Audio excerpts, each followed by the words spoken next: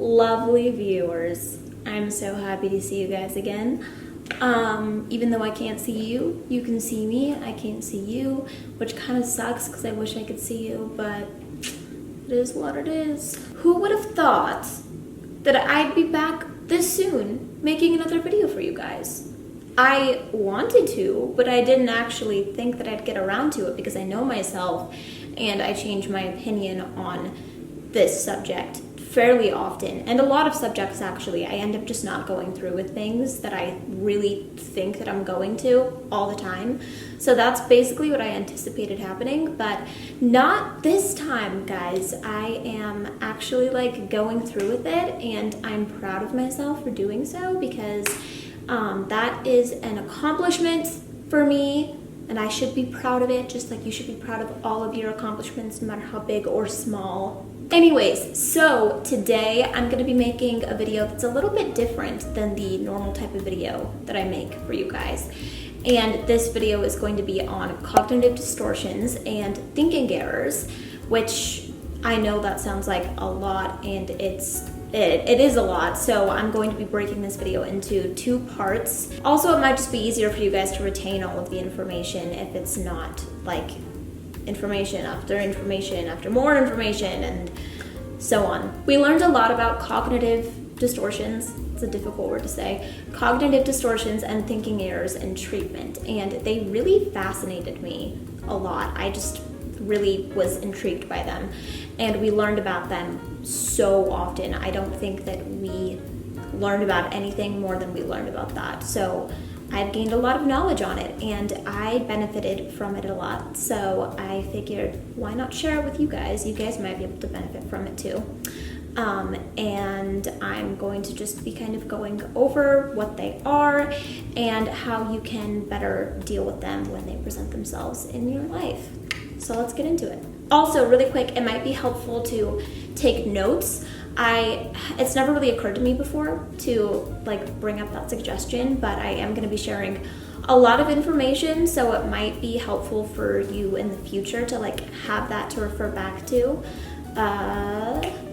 Yeah, I don't know why I keep doing this, like the finger guns. Pow, pow, pow, pow, pow. Maybe I've been watching too much TV. I definitely have been watching too much TV. Somebody did that in one of the various TV shows I've been watching, and I can't for the life of me figure out where exactly I got it from, but. So like I said, I generally talk about eating disorders for the most part, which you guys are very aware of at this point, I think.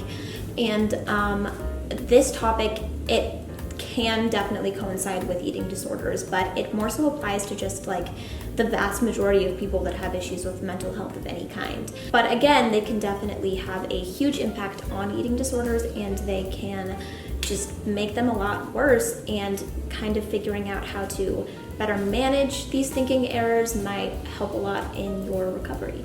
And whether you have any kind of mental health issue at all, I can honestly see most people being able to benefit from just getting an understanding of cognitive distortions and thinking errors.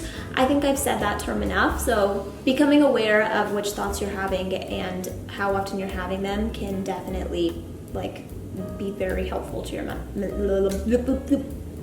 mental health. Number one, the first one that I'm going to mention anyways, is mind reading, which broken down is essentially just anticipating others' thoughts or actions. This is something that I feel like a good portion of the population does, and it can definitely greatly inhibit your ability to see situations more clearly. Sorry, I thought I saw somebody in the front yard and I was very confused for a second. Anyways, ADHD will get you. Our relationships can suffer so much from this, and our overall perception of how we think we're viewed by others can become very distorted. And this is where communication can become a key factor. Communication is so important. I always say that in my daily life. I don't know if I've said it on here or not, but I feel like that is like the main ingredient for a healthy relationship is communication. That and boundaries. Which if you guys want me to make a video like specifically on boundaries, I totally will, because I'm obsessed with them. I never used to incorporate them into my life before, and now they've just become a very important part of it. And I think that they should be integral in a lot of people's lives, if not everybody's lives. I don't know everybody's specific situation, so I'm not going to speak for like every person on the planet, but so a good way to kind of combat this belief or fear would be to just kind of come up with evidence that you have to prove that you actually know what others are going to think or do or say. And you might find in doing this that you don't really have a lot of reasonable or like reliable information or evidence to back these things up. And I always say that it's really important to validate how you feel, but in this case it is kind of important to invalidate yourself a little bit. And the more that you invalidate those beliefs, you might find that you have less of them and that you can overcome them easier. Number 2 is future tripping, which in a way is similar to number 1, but I think a lot of these kind of like, that makes sense? So our future is completely up to fate, chance, whatever you want to call it, and there's no possible way to know for certain what's going to happen. Although you might think you have a good idea of how things are going to turn out, you just don't know 100%. Yet we envision this future event happening, what will be said, what will be done, and we turn that into fact, and we make decisions based off of this made-up scenario that's just basically only taken place in our heads. So for example, you have some kind of social event that you're going to go to, whether that be like with family, friends, anything really, and you know that somebody's going to be there that you don't particularly want to see and have issues with. You envision how everything is going to play out, how it's all going to go down with this person, and you avoid the event completely, and all out of the belief that whatever you imagined is actually going to happen. I mean, I do this too. Like, I'm not going to lie, I do actually every single one of these, but I do them a lot less because I'm more aware of them. Like, to be perfectly honest, the thing that this has improved more than anything is my social anxiety. My social anxiety has decreased dramatically just because I am so much more aware of all of these distorted thought processes that I was going through. So when you realize that you're doing this, when you realize that you're just coming up with something in your mind that might happen, try to remember that it's a might, that it is not a fact, that it's just a potential possibility. And while it might feel very, very true, there's no way of proving that. And try to not make your decisions based off of that, but rather on other factors, not just that. I know it sounds like a lot of work, that practicing like changing your thought process with all of these things is a lot of work, but it's definitely worth it. And it's hard, but the most beneficial things are, I found the things that have benefited me the most definitely took the most amount of work, but they had way more beneficial outcomes than the alternative did.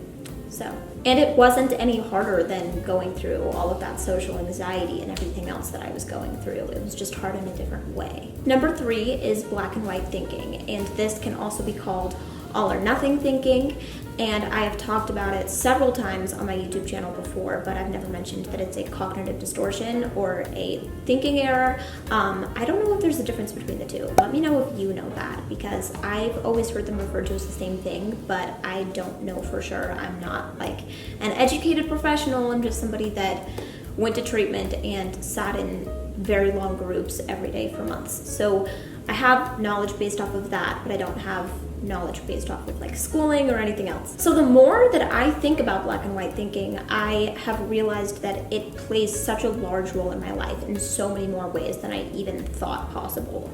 I have always just thought of it in relation to eating disorders, to my eating disorder, and while it does play a really big role in that, it also plays a ginormous role in like so many aspects of my life. I'll be doing really well with my self-care, like keep up with my skincare consistently, get to bed at the same time every night, keep my room meticulously clean, and then I'll just like stop doing all of those things all at the same time and just drop it all. Or I'll hang out with my friends 24/7, which actually hasn't happened in a long time because of COVID, but when it used to, I would hang out with my friends 24/7, or I would just not see them at all, like cold turkey, and it would either be this very like overdone thing or just non-existent.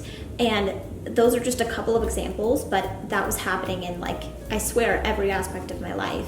And that does play a lot into my OCD because I get very perfectionistic with so many things. But I think, like, whether you have OCD or not, black and white thinking is still a really common theme amongst people. As far as this one goes, I would say that the most important thing is balance. Whenever I found myself lately feeling unfulfilled in one way or another, I found that the issue has mostly been due to a lack of balance. And another thing that I talk about on here a lot in association to black and white thinking is working in the gray area.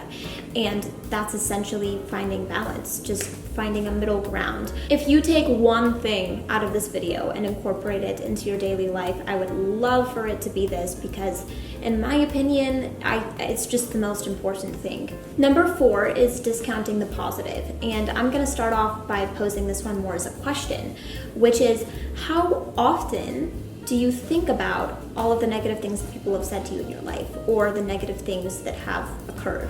And I don't necessarily mean like all of them, but just like a general idea of how often these thoughts are kind of ruminating in your mind. And then how often do you think about the positive things that people have said to you, the positive things that have happened in your life? It seems to me like we're able to remember the negative so much more vividly than the positive. So instead of remembering all of the positive, nice things that somebody might have said to us, we focus on all of the negative things. And I do this one too, just as you might. I mean, like, people will say the most amazing, heartwarming things on here, and they touch me so much, and then one person will say something nasty, and that will be all that I focus on. Which is really sad, because all of those other comments were so much more important, and my mind just gets drawn to the negative. And constantly only hyper-focusing on those things can really affect the way that we think about ourselves. Because then we just might believe that all of those things are true eventually, and we just tend to not believe all of the things that actually are true. Oh my gosh, it is so windy, and I just saw this ginormous wave of dust. Do you hear that? Excuse me, I'm trying to make a video. Okay, I just have to show you this really quick. I don't know how well you can see it, but there's so much dust just flying all over the place. And it's done. The wind's done. Utah's weather has got its own issues, I'm telling you. So my solution, or I guess not like solution, but way to maybe decrease this a little bit, would be to just, every time you think about something that somebody said to you that was hurtful, or a situation that happened in your past that makes you really upset, maybe think about one good thing that somebody said to you, or one good thing that's happened in your life, just to make things a little bit more balanced, so you don't have an influx of negative stuff coming into your brain, and you can counteract it with something positive at the same time. Because ruminating over that stuff is just gonna make you so much unhappier, I swear. I mean, you might have done it, you probably know, but it's not fun. It really isn't. Number 5 is overgeneralization. We hear people all the time say things like, it's 1,000 degrees outside, or I can't do anything right. But is that really true? Like, is it really 1,000 degrees? Can you really not do anything right? Because I'm sure that if you reflect back on things in your life, there are things you've done right. You're just thinking about all of the things that you didn't, which also ties into discounting the positives, because you're not thinking about all of the positive things that you've done right in your life. You're just thinking about this negative situation and telling yourself that it applies to all situations. Sometimes we even hear people put the word literally in front of it, like it's literally 1,000 degrees outside, which is just so funny because it's not literal at all. Although, I mean, I also put the word literally in front of things that aren't literal, so who am I to talk? So for example, let's say that you had a goal that you set for yourself and you couldn't accomplish that goal, and so you call yourself a failure. You just say to yourself, I'm a failure. Instead of focusing on other situations in your life where that wasn't true and where it didn't apply, you just focus on this one situation and then make an overgeneralization by telling yourself that you're a failure overall. I know that there are times in everybody's lives where we make more mistakes than not, but that doesn't mean that we are a failure. It means that we've made mistakes. Overall, you're not a failure. So maybe when you find yourself putting labels on yourself, you could think of other situations where that didn't apply, and you could say about the specific situation that you're experiencing at the moment, I am not a failure. I failed at this, but I am not a failure. And you don't even have to use the word fail. You don't even have to say that you failed at this. You could say that you didn't accomplish what you wanted to, but maybe use a different word altogether. I'm focusing very heavily on failing at things right now, but there's many other situations where overgeneralization is definitely occurring. It also might help to redefine the labels that you're putting on yourself or your actions or whatever it is, and really question how true those definitions are. It might help to also redefine the definitions that you have set in place for things, because what is failing, really? I think that these terms are very specific to the person, and I'm talking a lot here about labels, but in regards to recovery, if you make a slip, instead of labeling that as a relapse and then acting as if it's a relapse, maybe rethink what actually happened, because it's a mistake. It's not a relapse, it's a mistake, it's a slip, and you're overgeneralizing it by turning it into something that it's not, something larger. And it doesn't have to be this large thing if you don't make it this large thing. It can be this small thing, and you can still be succeeding at recovery. You just had a mistake and you're still doing a good job. And you can tie discounting the positives into that, because you're discounting all of the good work that you have done, all of the things that prove why you're still succeeding at recovery. You can tie black and white thinking into that. All of these distortions really just go hand in hand for the most part. Anyways, this video is getting really long, and I think I'm gonna be done with it for now. I will have a part 2 with more thought distortions and more thinking errors. If that's something that interests you, let me know. If there's any other topic you guys want me to just get into, any questions that you have that you want me to make a video about, anything, just mention it in the comments or send me a DM, and I will see you guys in my next video, which is just going to be the part 2 of this one. And I hope you all have a magical, wonderful evening. It's evening for me, but whatever time of day it is for you, I hope that the rest of that day is magical. Anyways, bye!